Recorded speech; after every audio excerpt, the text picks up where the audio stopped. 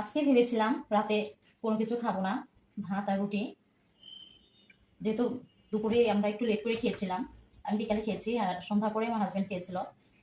তো ভেবেছিলাম যে আজকে রাতের জন্য আর কিছু রান্নাও করবো না, আর কিছু খাবো না, আর যদি ক্ষুধা লাগে হালকা পাতলা কিছু একটা খেয়ে নিব।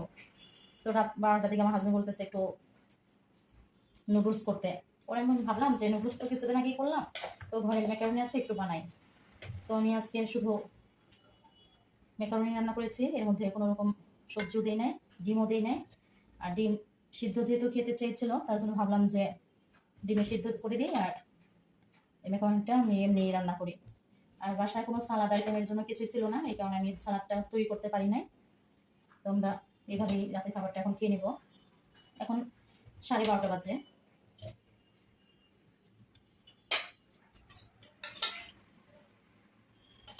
এইভাবে আজকে আমাদের খাবার।